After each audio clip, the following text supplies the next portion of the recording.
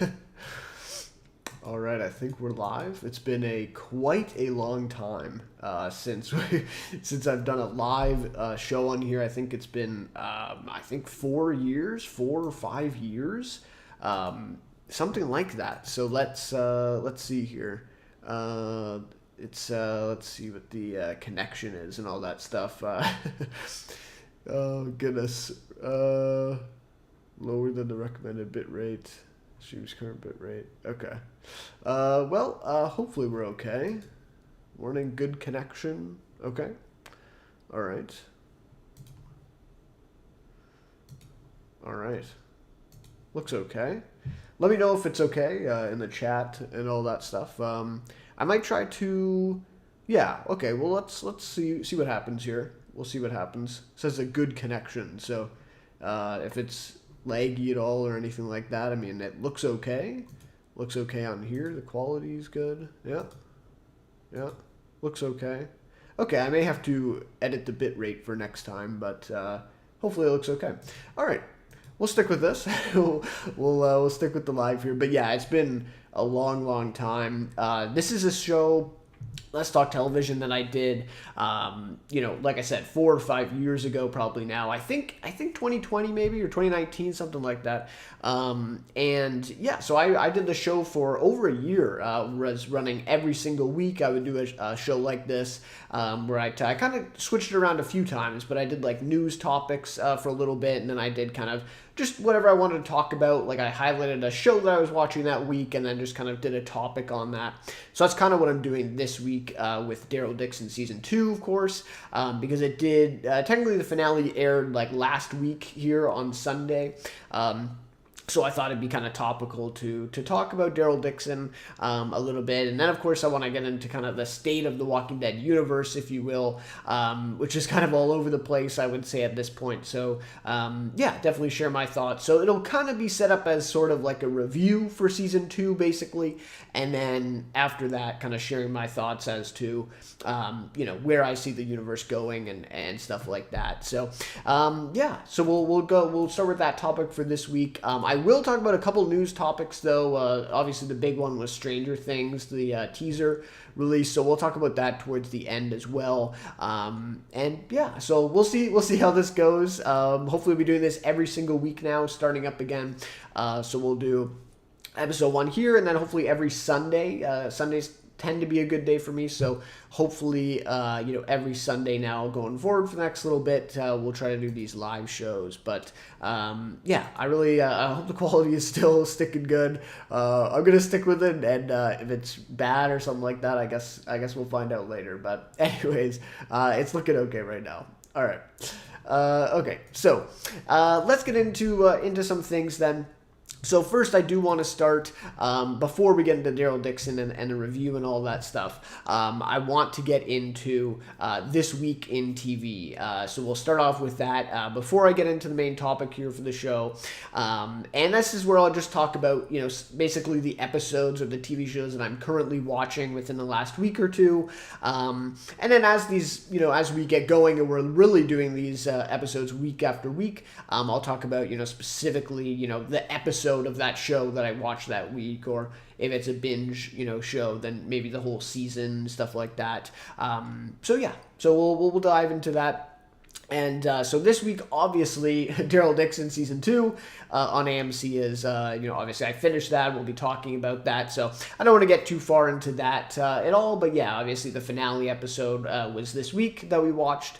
And yeah, so check that one out. And I know, another thing to talk about too with Daryl Dixon is the whole season leaked, right? And it was available for quite a long time. I still kind of stuck to the week-to-week episodes with Daryl Dixon, though.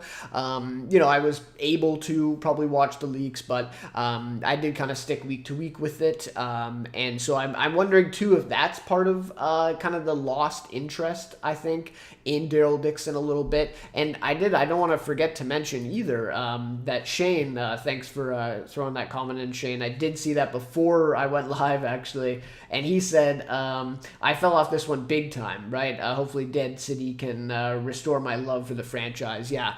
So, exactly. So, a lot of people I've seen like Shane, have had that experience. And so, I think that could be part of it with the leaks and everything. People were spoiling, all the stuff that happened in this season. I got a major thing spoiled, so that's definitely part of the leaks there. And yeah, Shane, we'll talk about Dead City as well later. So another show I've been checking out is What We Do in the Shadows Season 6. So the final season. Unbelievable that it's the final season and that the show has been on for 6 years.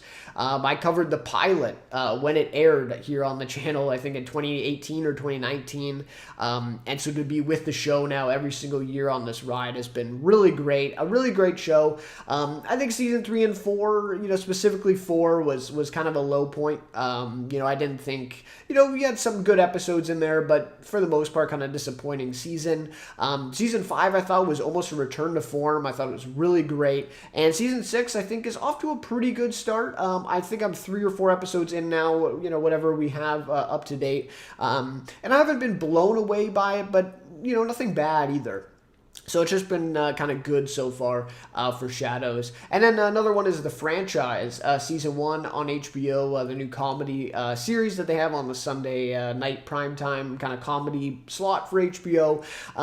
And this one, honestly, I did a review for the pilot episode on the channel here and had, glowing, review for that pilot episode. I thought it was actually really quite great. And I've seen the reviews for the show, and, they were really kind of critical of it, and a lot of people not a huge fan of it so far. And the first 3 episodes to me, I was really a fan of. I really liked a lot of the stuff that they were working with there. But then episode 4 and I think maybe 5, the most recent one, I mean 5 or 4, I can't remember. But anyways, the most recent episode or 2 have been kind of a little bit, just trying to be funny and doing like the stupidest things possible to get laughs. So it's been kind of disappointing in that way, and that's kind of what the reviews were talking a lot about. And, of course, they had seen the whole season of the show, right, when they were writing those reviews. So, yeah, I think maybe, it could be that maybe the show gets off to a really strong start, and I really liked it, and then maybe it kind of fizzles out, and maybe the reviews are right after all. So we'll have to see. Like I said, I'm really a fan of the beginning of the show, so I think there's still potential for it to be good. But yeah, we'll have to see. But this is from John Brown, I believe his name is, Tony Roche as well. So a few of the writers from Succession, and then along with Iannucci, I think is his name. He doesn't actually write or really have any involvement in the actual episode-to-episode show. He's just a producer on it, which I think also misled some people, and they were kind of disappointed with that. So is what it is. But yeah, so really enjoying the first part of the season, but last couple episodes been a little disappointing. And I guess the next episode is on like in an hour from now, or maybe 2 hours from now. So I'll have to watch that one later tonight or tomorrow. So lastly then, for the TV shows I've been watching the last couple of weeks is Sweet Pea. This one is on Stars, and it's actually on Sky Atlanta because it's a British show, but Stars is also bringing it to at least the US, Canada, North America market. That's where I'm watching it on, and I'm really a fan of this one. This is starring Ella Purnell. She has had a hell of a year with Fallout, and then now this, 2 leading roles. Fallout's obviously was a massive show, like easily a top 3 show, just there's a popularity and ratings this year. Also, in terms of quality, I think it's up there too. But now she's also a star in this, and when I say star, like she's almost in every single frame of the show so far. So I think we're 4 episodes in, or at least I am. And the first 3 episodes are really, really impressive. Like, I really like this a lot. It has the kind of Killing Eve vibes to it, for sure. And what else? Like, Promising Young Woman, that film with Carey Mulligan a few years ago. What other vibes does it have? A little bit of Taxi Driver as well, right? It's Ella Purnell playing, I don't want to spoil too much, but she, kind of gives into her impulses a little bit and, sets out on this life of, killing people, right? She essentially becomes a serial killer. And she's like this very small, petite, very nice girl, easygoing. And so it's kind of, this, I think Killing Eve is a good example of it. The way that, Jodie Comer as Villanelle played that character, and being very, someone just saw her, and the way that she disguised herself, the accents and everything. You would never expect that girl to be this assassin serial killer. And so they're kind of playing on the same vibes. They kind of play with the same, look of the show. The style is very, pronounced as well. And Ella Purnell is just amazing. Like, the perfect casting for this role, and just like the time right now with her being in Fallout and everything, I just think everything has come together really well for this show. So, I mean, depending on how it ends, I think it's only a 6-episode series here. So depending on how the next couple episodes go, this could easily end up in my top, 5, top 10 TV shows of the year, I think. So really, really like this. And if you haven't watched it yet, definitely check it out.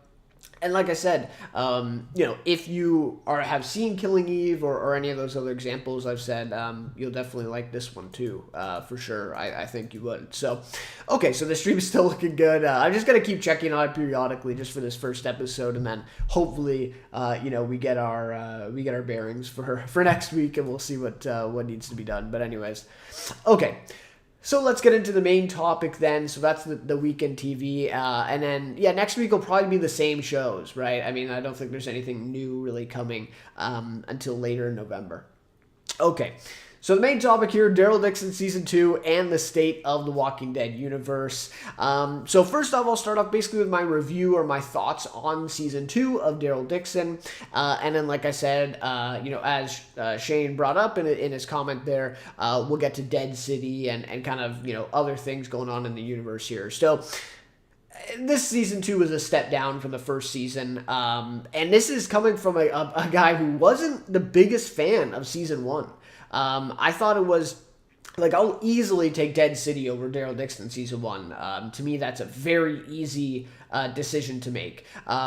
So that's just me, though. I know a lot of people were the opposite. They really liked Daryl Dixon, and Dead City was kind of okay. But that's just, to me, I thought Season 1 just...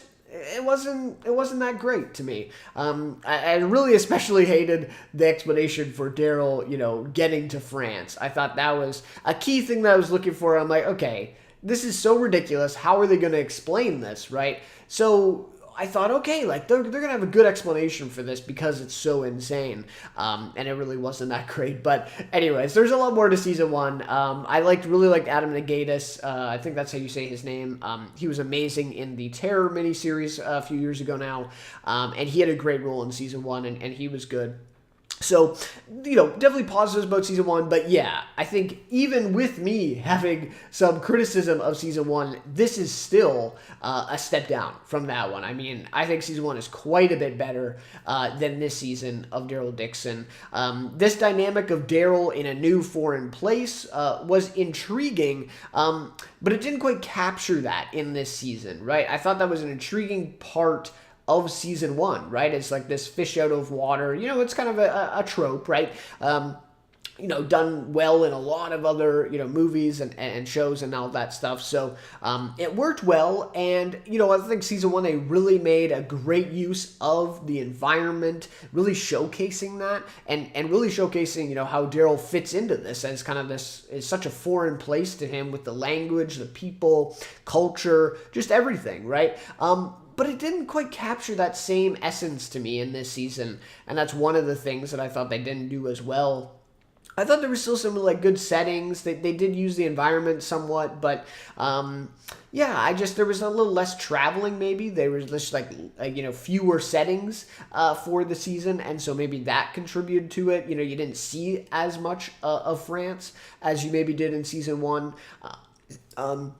And just the whole idea of him being this fish out of water, it's like, okay, we saw that in the first season, now what, right? And they're still trying to basically do kind of the same thing here. So, you get lots of those scenes where, they're all talking in French and Daryl doesn't understand them, and he walks in and tries to talk to them or, something like that. So, you get a lot of scenes like that still. in this season 2, and so it does get maybe a little old. Maybe that's all I'm saying there. Okay, so then next is the introduction of Carol, right? This is the big thing for season 2. So it's nice to see Melissa McBride, obviously, right? Obviously this season called The Book of Carol. We see Carol again, although I think we did see her in the finale, right, for season 1 in the last few minutes or something like that.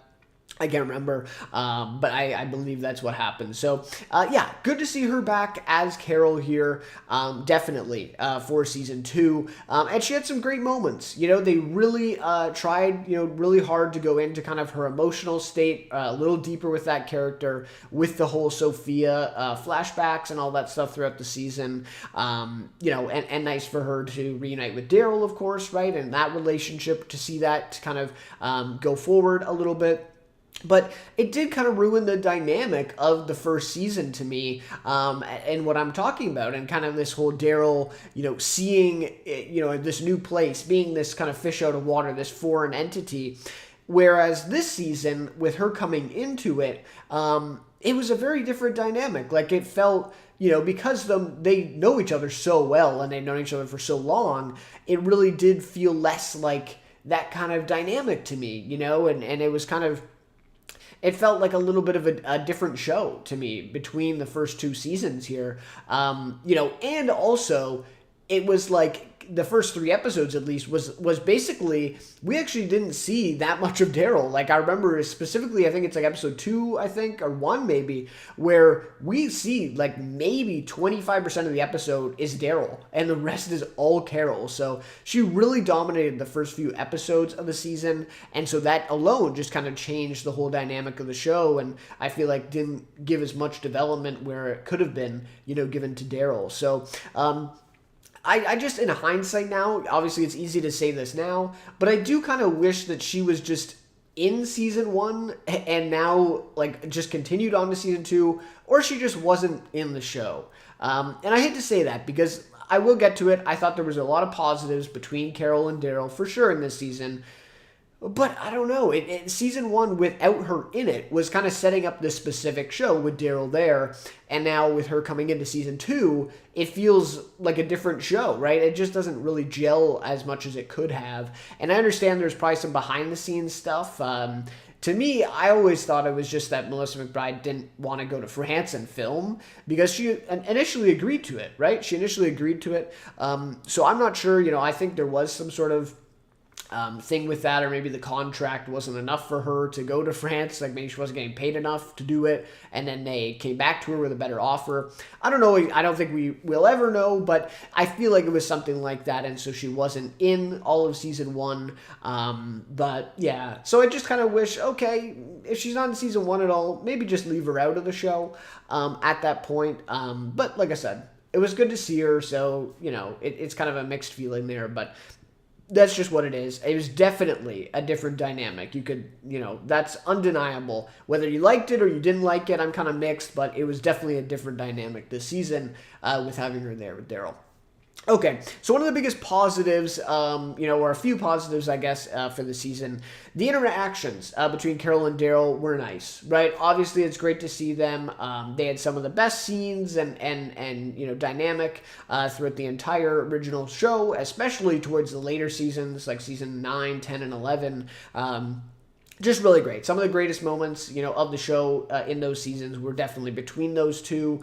And so it was nice. It was nice to see them kind of catch up again. There were a few scenes in there that I was like they've known each other for how many years, and they're still talking about this. And it's like Carol bringing up new things about her past, as if Daryl didn't already know that. So there were a few things in there, but largely, I thought they were good interactions. A lot of great kind of emotional scenes as well between the two of them. I did really like the theme as well, where they were playing on of, specifically one scene, I believe, that Daryl asked Carol, like, why are we still here? Like, why are we the ones that have to, keep on going, to keep on, living, while all the other people around us just keep dying, over and over and over again.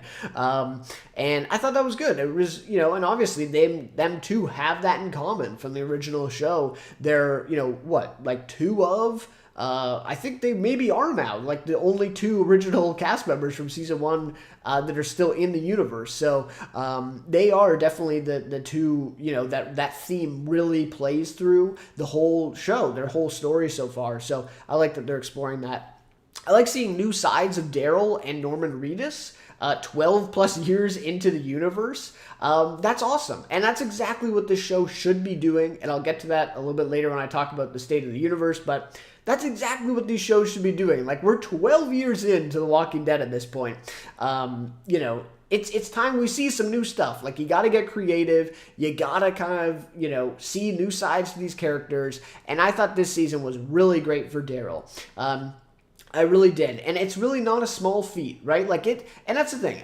Yeah, it's one thing to say, you have to be creative in this, but it's hard. Like, it's how many years we've seen, how many, hours of screen time for Daryl and Norman Reedus. Like, it's insane how much time he's had and how much, time audiences have had with that character. And so you got to give him a lot of credit, and it was good. It was just stuff like, he's playing the guitar and singing in one scene this season. What else? He has a love interest and actually, kisses somebody and is, basically, I don't think he really says it, but basically falling in love with a girl or with a woman. And that's something we haven't really seen a side of Daryl. Maybe Leah in season 11, but I don't even think it was quite like this. This felt very romantic and very sentimental. And it was really interesting to see that kind of softer side of Daryl and Norman Reedus and his performance. So, yeah, there was just a really great stuff with that. And that's something, again, that's the biggest thing. We're 12 years in. You got to show us something new. You got to bring something fresh. And I thought that was actually pretty good so far in this season here. So, and then also just the boosted kind of variant walkers, I want to call them, were also cool. We saw, quite a bit of that in this season. We kind of got it teased in the finale of last season, but we saw it a lot in this season. And that was really kind of a cool sequence in that episode where they kind of storm the nest, I think it's called, right? And all the boosted walkers all running, wildly. We really hadn't seen anything like that, running walkers probably since season 1 of the show. When Frank Darabont, was going with a different direction, shall we say, that had walkers that could run and literally hold bricks in their hands and stuff like this. So, yeah, it was cool. It was really cool to see those as well. Okay, so on to a few of my issues, right, with this season.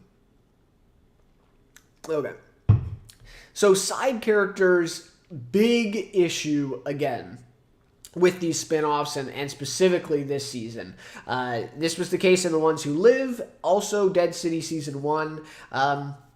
This is, to me, one of the biggest issues, if not the biggest, with the spin-offs so far and this season of Daryl.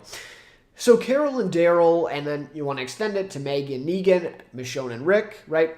And all the spin-offs. Too much plot armor, right? Too much plot armor. And, obviously, right? Like, none of these characters are going to die, right? None of these characters are going to die. They are, literally in this case, it's the name of the spinoff, Daryl Dixon. Like, Daryl's not going to die at any point in these spinoffs unless it's, like, literally the final season and we get word of that and everything, right? So, no, they're not going to die.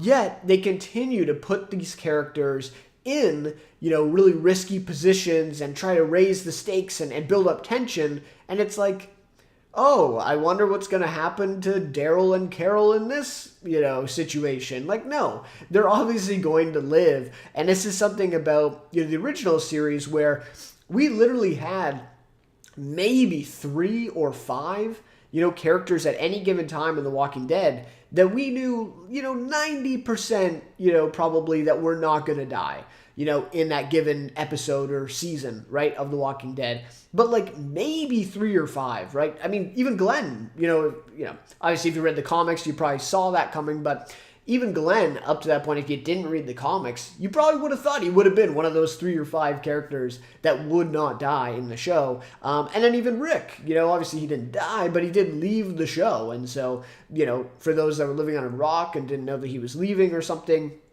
they would have been shocked, obviously, to hear that Rick, literally, he would be like the one that you would think would stick around on the show and would not die or would not leave.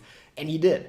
So, yeah, it's just, that was the thing in The Walking Dead. They always killed off big main characters like Glenn, Abraham, Andrea, in season 3. I mean, massive character at that point. Shane in season 2.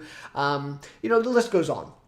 Right, so that was something where I felt like nobody really had plot armor in the Walking Dead original series. Like maybe Rick, right? Maybe Daryl, maybe Carol at times. But really outside of that, not much. And in these shows, it's laughable at times. Like they literally put them in such grave situations. It's like, well, no, they're just going to live, So there is that aspect to it. But the other aspect that's even bigger than that is that there's no long-term development for any side characters in these spinoffs.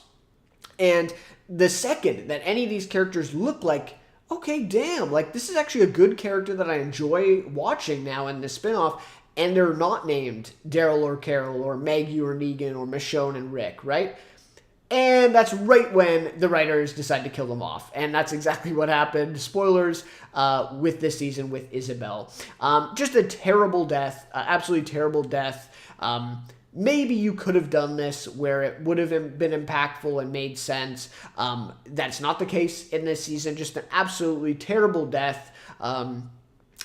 Just dumb. It's just really dumb. The scene itself where she actually gets killed is dumb.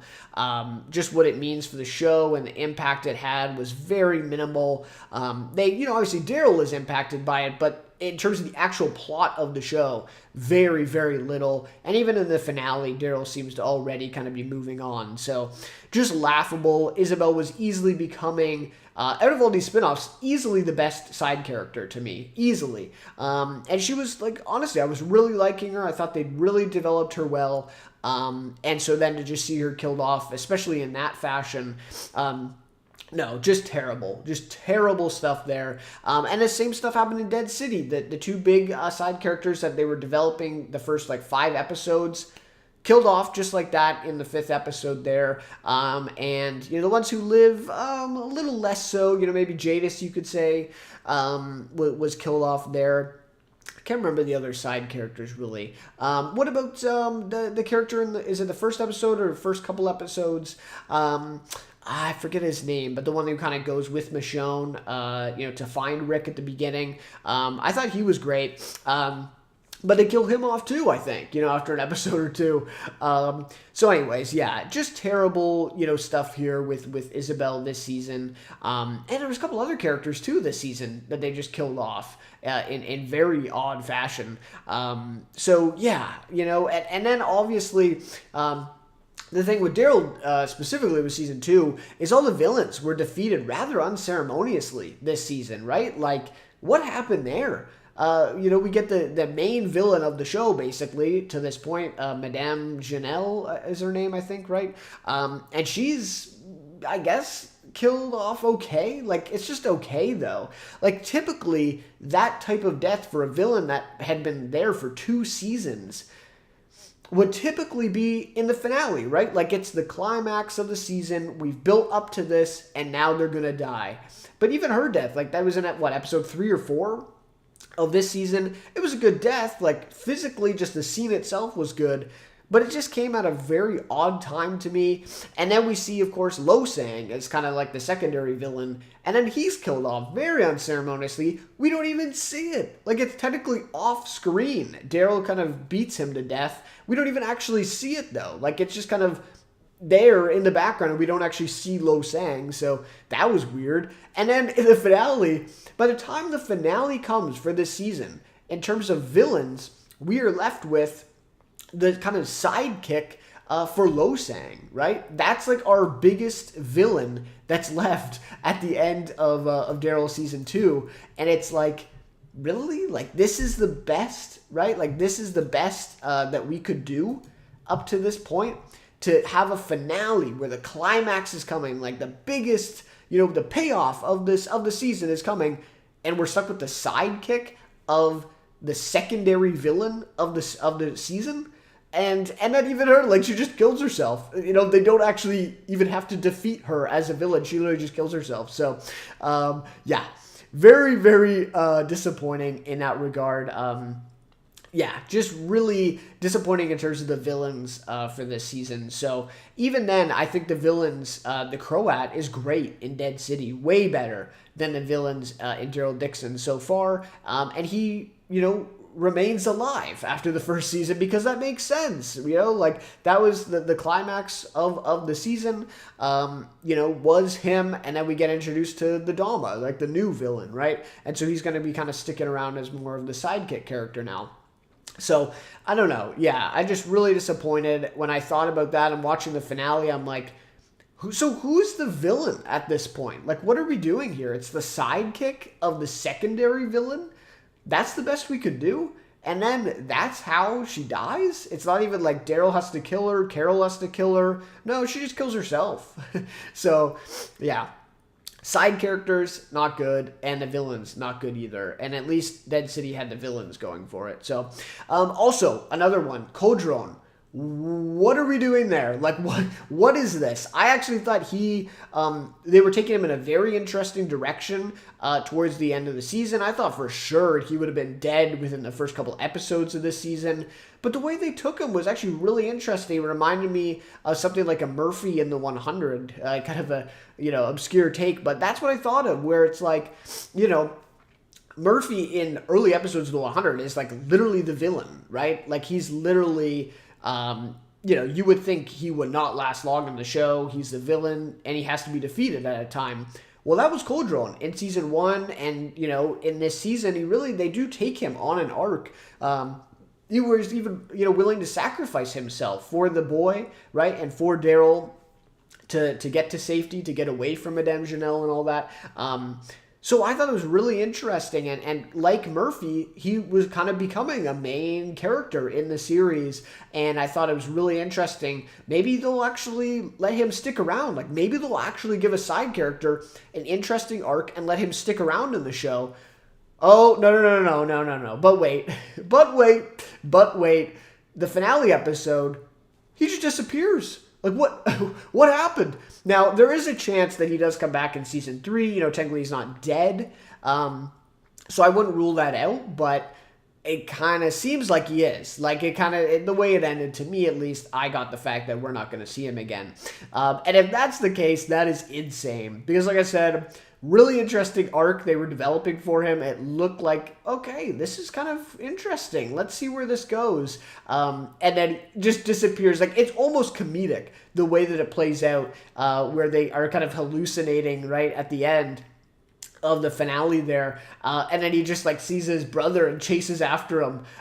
Literally like a comedic performance. Like, he's just running with high hands and high knees at his brother, and then he just goes off screen and we don't see him again. So that's insane. If we don't see him in season 3, I don't know. That's crazy. So yeah, that's the biggest issue to me with all these spinoffs so far, is the lack of side characters and the plot armor for these main characters, with their names, literally being in the titles of the shows. That doesn't help at all.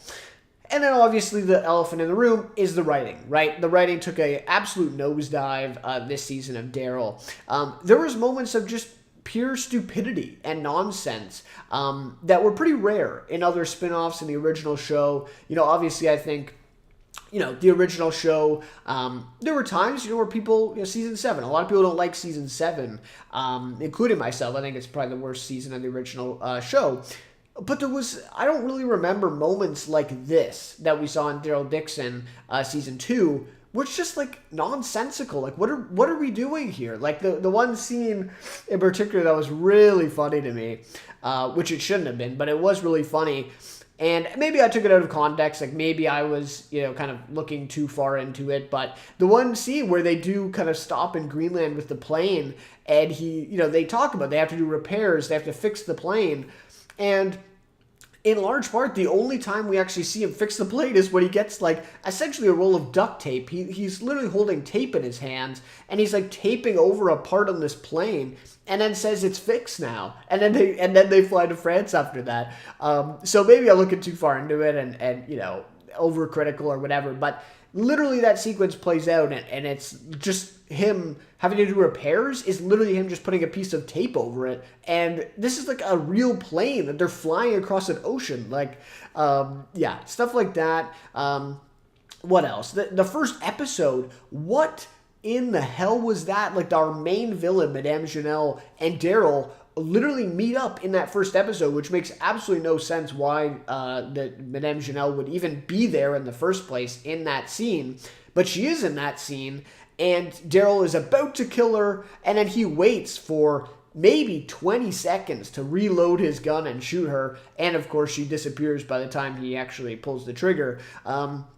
And so it's like, what am I watching? Like, is that Madame Chanel? Like, is she actually in that scene right there? And is Daryl going to kill her? Oh, no, of course not, right? But it's like, she should not even be in that scene. That shouldn't have happened. Daryl would never wait that long. Like, it just doesn't fit his character. So it's stuff like that it's just like, what are we doing? Like, just nonsensical decisions and points here that even the worst of The Walking Dead, original show, season 7, didn't really have many of those points to it, right? Like, there wasn't just moments of pure stupidity and just stuff that didn't make sense.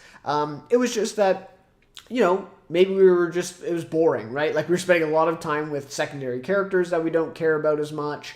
The bottle episodes, that was a big part of season 7. But it wasn't stuff like this. So just really disappointing, in this case for Daryl Dixon. And the finale episode was a great example as well. The second half of that finale episode, what was that, right? Like, what was that? How is that a finale episode of a TV show? For Daryl Dixon, so strange. And to me, the craziest thing is that the whole concept of that second half is that they go into this tunnel, right? And it's, bat, feces or whatever, right? Is causing them to hallucinate. It acts like this kind of psychotic, or not psychotic, but yeah, like it kind of alters the psyche, right? With the smell of it. And they are kind of hallucinating, and they're looking for gas masks and stuff in this tunnel. And I'm thinking to myself, did we not see this exact kind of concept play out in Dead City? Like, it's the same thing. In Dead City, they're walking down the tunnels, and they have to keep these gas masks on because they start hallucinating. And that in there, I think, is the methane, right? That they're breathing in and that. How are we retreading the same concept and the same idea here in 2 spin-offs? We only have 3 seasons total of both of these spin-offs combined. We're already retreading concepts of a different spin-off? Like, how does this happen? How do they do the same concept and the same idea here in Daryl Dixon Season 2 as the finale? Like, I was just blown away by that. I don't know how that's possible. How do they not communicate like that and try to come up with something new? So maybe, I don't know, and it's been a while since I've seen Dead City. Maybe I am kind of exaggerating that. Maybe that was not as big of a thing in Dead City, but I'm pretty sure that was like a whole episode where they were doing that. And that's the same thing, same concept here. So, yeah, very strange second half, and the finale was just an odd episode in general. Okay, so then to end off, Season 3 is already renewed. It sounds like Season 4 is almost as well, or it will be. So yeah, so it sounds like they are going to, okay, yeah. It sounds like they're going to Spain, according to Norman Reedus. Weird, right? Like, very strange. It seems like they're kind of trying to reinvent the show in Season 3 once again with all new side characters and villains, because all of them died in Season 2, except for obviously, what's his name? The kid, Laurent, right? Except for Laurent, and I guess Ash, you could say, who's, not in Season 2 much. But yeah, I mean, those are the only people that are left, and they're flying to America, so I don't even really see them being the main plot of the show, or barely in any of Season 3, I would even argue.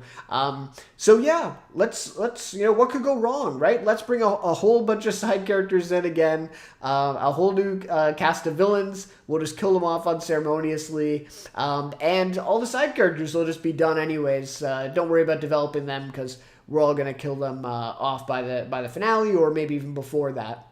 for season 3. So I don't know. It is interesting, obviously going to a new setting like Spain, though it doesn't make a lot of sense because the way season 2 ended didn't really land off in a point where it seemed like they were going to Spain or that they could easily get there. So we'll have to see, of course, again, it's kind of like this, how do they get to Spain? How do they get to France? So we'll see. We'll see how they get there. But interesting, I guess. It's reinventing the show again. At least now that Daryl and Carol will be together from the beginning, though. So I think that's an interesting dynamic and something that I think I'll like a little bit more going into that. So yeah, I don't know. I have to say, like, this is probably, talking about the state of the universe, right? This is probably the lowest point, that I've been at with the universe. And these spin-offs, especially, like even just a minute ago, the way I talked about that. And, obviously I'm being kind of sarcastic, but that's probably exactly what's going to happen again. And with season 3 of the show. And so, yeah, this is part of the whole, conversation I wanted to say about the state of the universe is that, it is really just so disappointing, right now with where we are. Okay, yeah, it's all good there. Sorry, I just gotta keep checking every now and then on the stream, but next episode we'll hopefully get that good. Okay, so it's really disappointing, where we are right now with season 2. Like I said, some of those writing issues are just too big to overlook, in this season. Though I am optimistic, and like I said, Shane brought that up. I am optimistic for Dead City Season 2, especially that it's 8 episodes instead of 6. I think that's a really great omen for going forward with these spinoffs. I think they all need to be longer than 6 episodes. They just do. Like, it's especially the ones who live should have been at least 10. Maybe even more, right? Maybe multiple seasons to tell that story that they set up.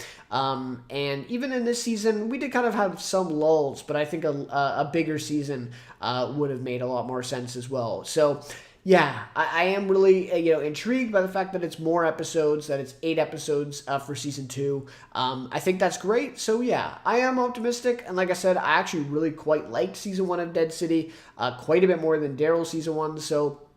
And more than the ones who live, actually, as well.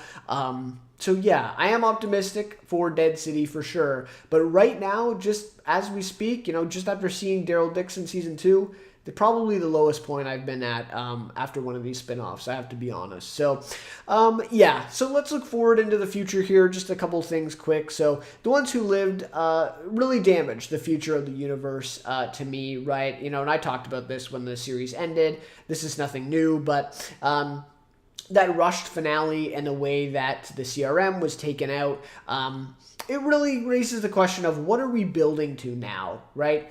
Before The Ones Who Live came out, before that finale aired, we really did kind of get this impression that, okay, we'll probably have multiple seasons of The Ones Who Live, we'll track Rick and Michonne's story going forward, and eventually they'll have to reunite with our main cast, right? That's what we were building to the whole time with all these spinoffs, is with the hope of eventually, at the end of all these spinoffs, we'll maybe get, one spinoff, one limited series or something like that, one season, or even just one episode, where all of our cast reunite, right? They come back to the Commonwealth or however it goes, and we all come back. We reunite Rick, Daryl, Maggie, Negan, Carol, Michonne, right? All of them come back. That's what we were building to. But when is that going to happen, right? Like with the way The Ones Who Live ends, Rick is back at the Commonwealth and reunites with Judith and RJ. No other character, though, of course. And so when is Daryl going to come back then to see Rick? And really, one of the worst moments of the season 2 is when Daryl asks Carol if Rick came back. Essentially, that's what they're talking about. And Carol completely deflects and doesn't say it. So that was insane, the fact that happened in this season. That was a perfect moment to say something like, okay, Rick has come back or something, or just allude to it a little bit, right? Tease us a little bit to the fact that maybe this might all connect in the future. Maybe it might all come together. But by doing that, they just devalue it, and we're left to wonder, like, when is this going to happen? like in 10 years from now, in 2030, we're going to see all these characters reunite finally. No, it's just disappointing. In that way. So the ones who live really damaged the future there, to see, what we were all building to. So it's kind of directionless to me, it feels a little bit now. And I do say, I have said this before, I think more shows like Tales of the Walking Dead could be used to explore where characters are right now without committing huge budgets to a new series. This is something I've said for a little bit now, and I thought Tales was going to do this, and then it ended up just being a really big disappointment, except for that one episode. I really liked the Alpha episode in Tales Season 1, but that's an episode where I thought you could do, like, all of the episodes could just be that, right? Or maybe even we see where Gabriel is right now, or see where Ezekiel is leading the Commonwealth right now,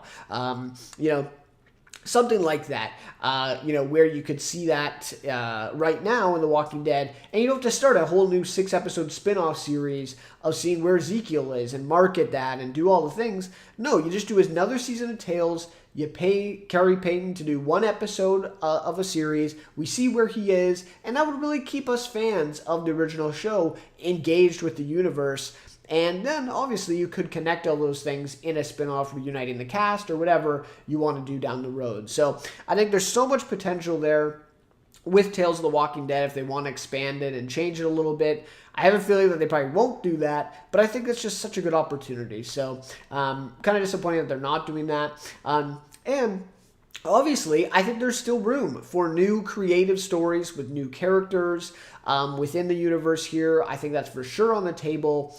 But we can't be doing time change and Groundhog Day, stuff with it, right? Like so we saw new stories in Tales, but it's like, why we're doing time travel and Groundhog Day stuff, that one episode, just atrocious. Like, what are we doing, right? Like, what are we doing here? I think, yes, you can tell new stories with new characters and everything in a thing like Tales, or maybe even start a new spin-off series with new characters in this. But let's keep it grounded. Like, let's not go to time travel all of a sudden. Like, let's keep it grounded within the universe and try to develop some interesting characters for us to become connected to again. Because we haven't had that. I mean, even in all these spin-offs, like, maybe the Croat to me is the only character that I've kind of developed any kind of connection to. Maybe Isabel, of course, but now she's gone. So, build some connection to some new characters, and maybe, it'll be interesting, it'll be intriguing. But the way that they've done so far, it's just atrocious, like the direction that they've taken it with Tales. So disappointing, but I think if they change that, there's some potential there.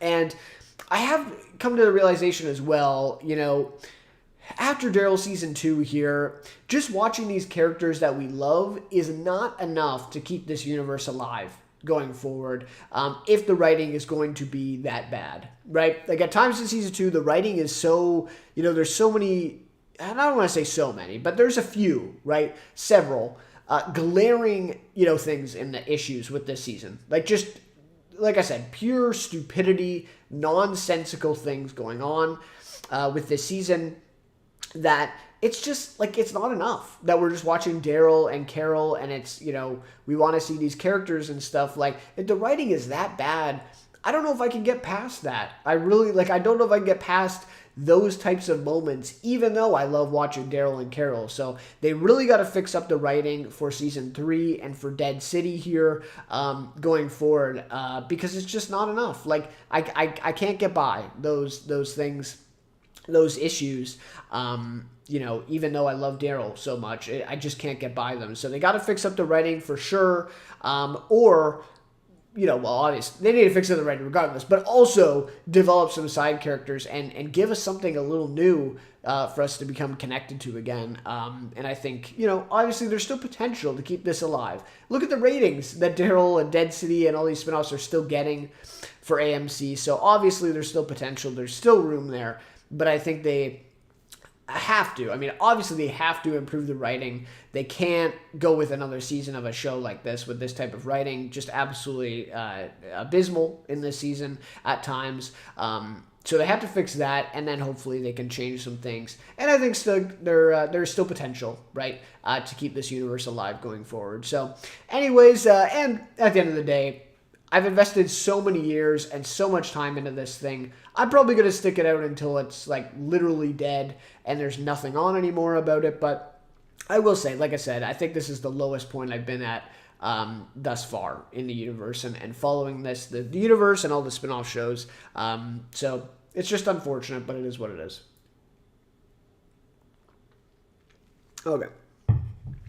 Okay, so yeah, still potential to keep it alive. We'll see where it goes going forward. But yeah, Dead City, I am optimistic for. And I believe it said spring, I think, on one of the teasers. I think spring 2025. So I'm guessing probably April, probably March or April time we'll see Dead City. I don't think it'll be too long into 2025. Okay, so that'll just about do it for all the Walking Dead talk. It is the main topic this week, but I feel like I did talk a lot about it.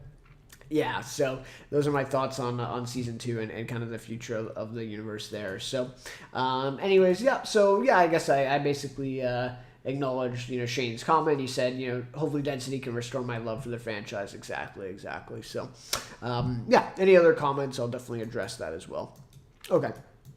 So then just to end things off here, basically, I just want to get to a couple news topics. Not actually a lot of news this week for the sake of discussion here for the show. Let's check the thing here. Just keep it in line. Yeah, okay. No, I think that's all I wanted to say on the Walking Dead stuff. Just keep it alive. Yep. Okay. No, I think we're good. Okay. So the news topics then. So like I said, not as much to discuss this week particularly, at least for me. One of the stories that we're not going to cover is that Macaulay Culkin got casted for Fallout Season 2, which I think is like literally the perfect casting, if I can think of anybody to kind of fit that mold, in the type of character that he's going to play as well. Perfect. Literally perfect. So really great there. So I just want to mention that. But the two news topics is going to be the Stranger Things teaser that was released. Obviously, that's the big one. And then also I found this story about a Steve Carell HBO comedy series that's coming up. And a Ted Lasso, Phil Dunster was cast in it. So we'll just, briefly read a couple of these stories here. But we'll start off with the Stranger Things one here. So Stranger Things Season 5 teaser reveals episode titles and the release date of 2025. So this one's from the Hollywood Reporter, and I'll link that down or maybe it already is linked in the description there. So you go ahead and click the link and read the article for yourself. I'll just kind of go through it very, very briefly. So basically, any Stranger Things fans already know this teaser was released on the day, Stranger Things Day, which corresponds to the day in the story wise, like fictional the day that Will Byers went missing from Hawkins, Indiana. So obviously they kind of commemorated that day, and among the fandom that's a big thing. That Stranger Things Day falls on what was it, November 6th, right? So November 6th. And so they released this teaser, kind of as a commemoration of that day. So, I really like season 1 of Stranger Things. I think it's one of the best seasons of television made in the last couple of decades. Like, I think it's that good. And then every season since, it's just been kind of trying to get back to that point, but hasn't to me. I thought season 4 was maybe the second best season that the show has done, but still not really close to season 1 for me. So that's just where I am coming to this. Obviously, I'm still really looking forward to Season 5, though. I will be watching it when it comes out. But we'll have to see. I think as a final season, they have kind of it sounds like they have a very clear direction to where they want to go. And I think that's a big positive. With it being a final season, we know it's the final season. Everything has to come to a head. I think that's a really good thing for the Duffer Brothers. And I'm very optimistic for this season. So, so we got the episode titles for the 5th season. We'll go over that. And they basically just said that coming 2025 was the release date details for Season 5 of Stranger Things. Season 5, yeah. So it also will have 8 episodes. That was confirmed as well, along with the titles, because we literally got 8 titles. So it's 8 episodes because season 4 was 9 episodes, as well as season 2, and then the first 2 seasons, season 1 and 3 were 8 episodes as well. So that's interesting. I did think that they would have more episodes and they would just be shorter. But it is interesting that they have 8 episodes, and I think we also heard, right, that was public information that, Netflix kind of told the Duffer Brothers, like, you can't do 2-hour episodes this season, okay?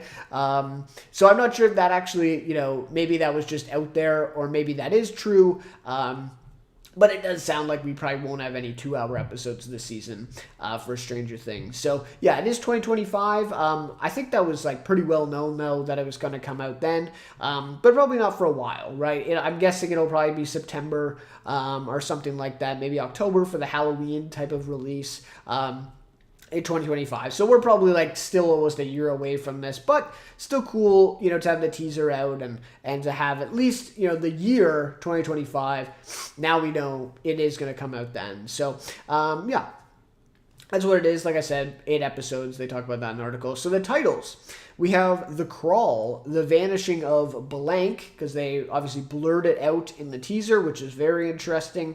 The Turnbow Trap, Sorcerer, Shock Jock, Escape from Camozots, The Bridge, and The Right Side Up. So, some terms in there, and I'm going to leave that to the fans and Stranger Things. I'm not that big of a fan that I know all this stuff and the lore and all that, but obviously some of that stuff sticks out. Obviously, the vanishing of Will Byers is what they're playing on there, so it's probably going to be a different, character name, obviously, that vanishes in this season, and so they're going to play on that.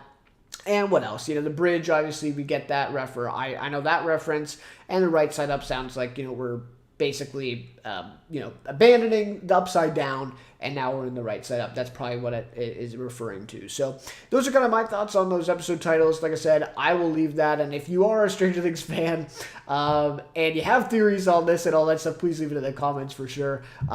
But yeah, that's where I'll leave it. I'll leave it to the people who know more and follow the show a lot more than I do to go into those episode titles. So in terms of the actual video, not much, right? It's basically just like the intro credits for all the other seasons. We get the Stranger Things 5 logo at the end, which is kind of cool to see. But yeah, in terms of the video, it's not crazy and all that stuff. And but we do get the article does say that there is a little bit of a citation there in the video that does say, in the fall of 1987, one last adventure begins. So that is kind of confirming the date of when the events of this season takes place, which again, for fans of the show who really want to deep dive into things, I'm sure that's very meaningful for you as well. So yeah, that's really all this article has to say.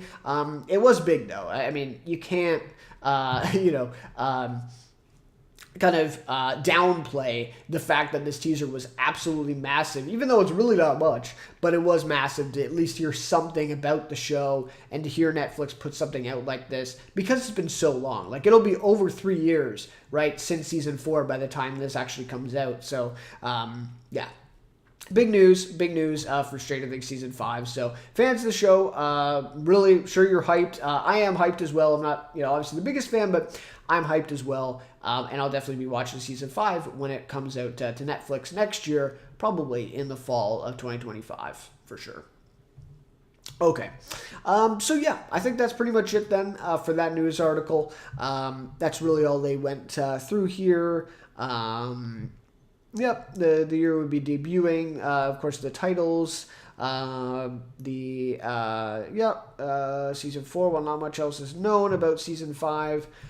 Will would be right. So there was a few things that the Duffers said about the season. If you want to read more about this, and of course, obviously, Vecna will be back. That's kind of how they ended off. Which, of course, right, given Season 4. Okay. So then next we have Ted Lasso star Phil Dunster to star opposite Steve Carell in HBO comedy series. And this one's from Deadline.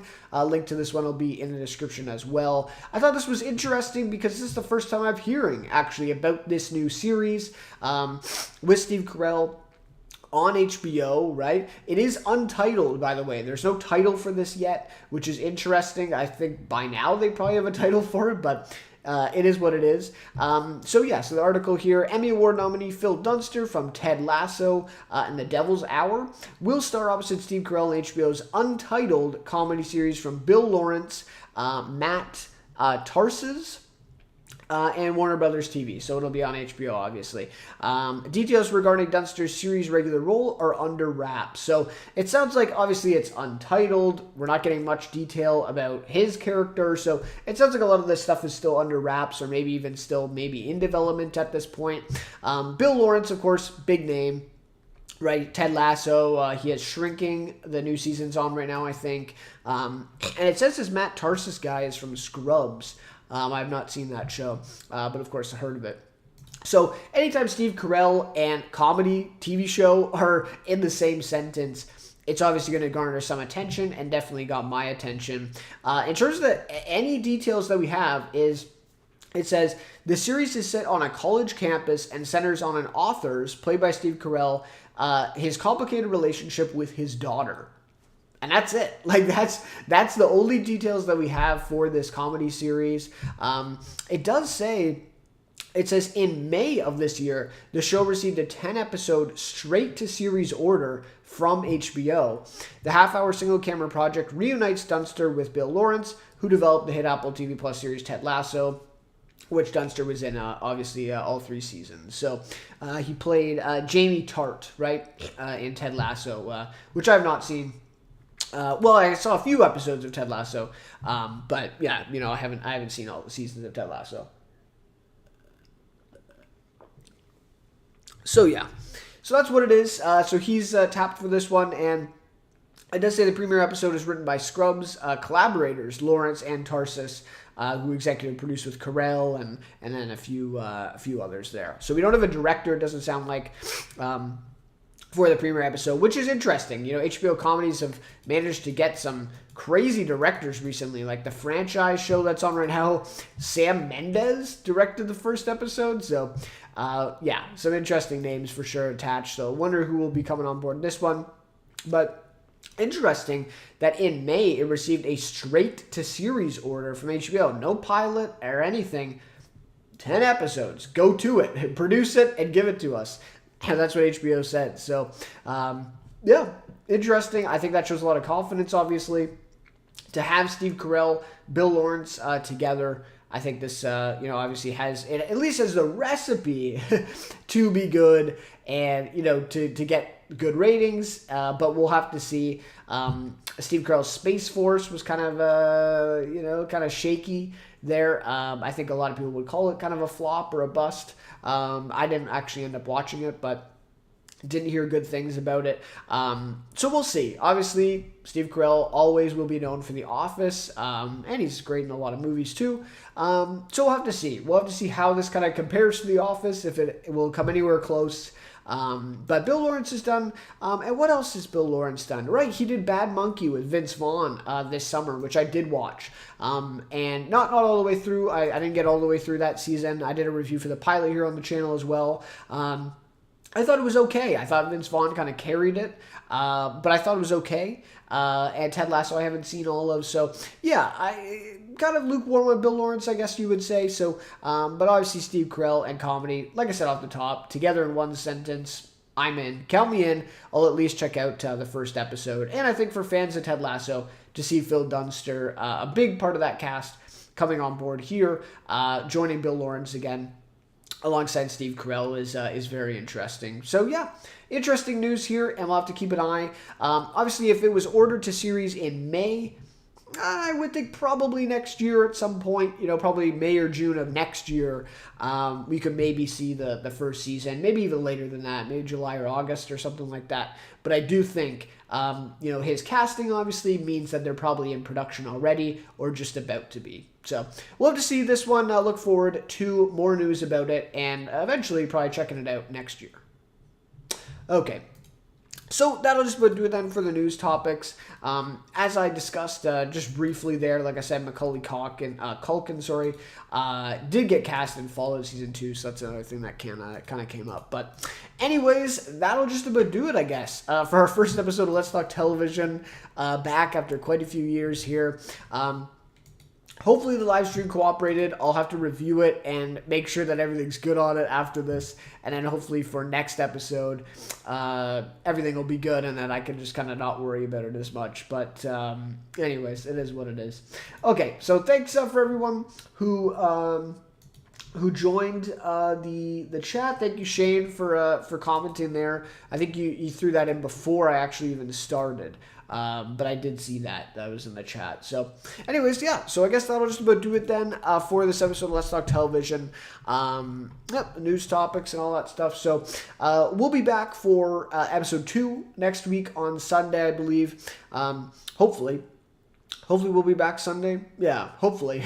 We'll see. Maybe Monday. I don't know. Hopefully I'm trying to stick to, every week, right? Once a week, whatever, Sunday, Monday, whatever day. But hopefully we'll have a new episode every single week for Let's Talk Television now. So anyways, thank you guys so much for watching this episode of Let's Talk Television. And we'll see you then next week for episode 2. Not exactly sure what we'll talk about then, but I'll pick something and we'll get into it. So yeah. Anyways, thank you guys so much for watching, and we'll see you then next week.